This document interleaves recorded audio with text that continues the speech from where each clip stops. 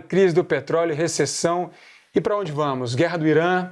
Depende dos tweets do Trump, né? Pois é.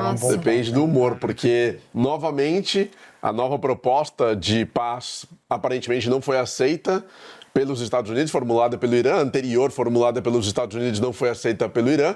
Petróleo já voltou a subir com força. Está namorando há muito tempo a região dos $100. Caiu abaixo dos $100 na semana passada com possibilidade de acordo de paz. Voltou a subir.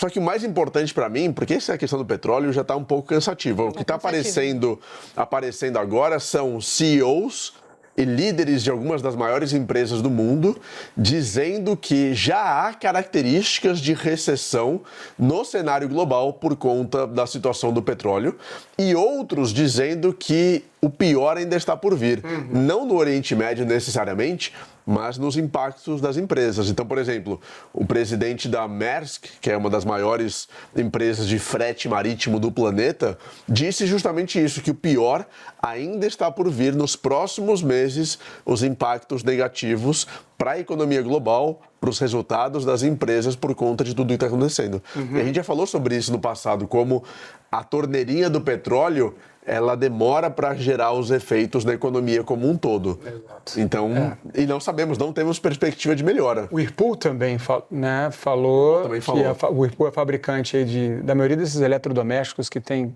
em casa. E estão falando mesmo dessa crise maior do que o período 1973, 1980, que tiveram ali dois choques do petróleo. Várias crises ali, dois choques do petróleo. E, bom, é o que a gente já falou aqui também, né, no Resenha. É um impacto que vem a galope e vem depois por conta dessa torneira que se fecha e que encarece tudo, gente. É isso, a nossa economia ela depende de petróleo, e esse é um grande alerta para que nós mesmos entendamos qual que é o tamanho da dependência a esse recurso. Tanto é que a China está aí investindo fortemente em eletrificação, energias renováveis, não porque ela está necessariamente preocupada com a descarbonização do planeta. Eu acho que o ponto principal é muito mais pragmático, que é justamente entender o quanto que essa dependência do petróleo impacta no ecossistema econômico e social. E por mais que os países queiram não ter dependência do petróleo e investir em outros tipos de energias renováveis, a gente percebe num choque como esse que a gente segue sendo completamente dependente. E o impacto do petróleo aumenta o preço da inflação, que por sua vez aumenta a taxa de juro ou diminui o ciclo de queda de juro que a gente teria. E assim como em 1973, o que acontece é que os investidores de bolsa, os investidores de ações têm que revisitar os casos. Como é que você investe quando você tem um aumento do preço do petróleo? O Warren Buffett fez uma carta em 1973 falando exatamente como é que se investe quando você tem um cenário inflacionário, quando você tem um choque.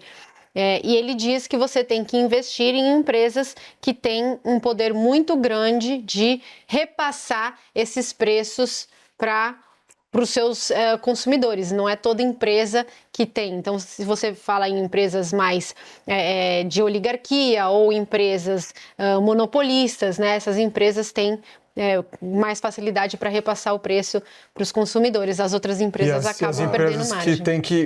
Que não repassam, perdem margem, logo perdem valuation. Ou, modernizando aí a fala de Buffett, ou você investe durante períodos totalmente doidos das bolsas globais, investe em inteligência artificial, que isso só sobe no mundo inteiro, o que justifica esses recordes históricos nas bolsas americanas, mesmo com a crise do petróleo, mesmo com as preocupações, bolsas estourando de recorde histórico, puxadas pelas inteligências, pelas empresas que estão investindo em inteligência artificial.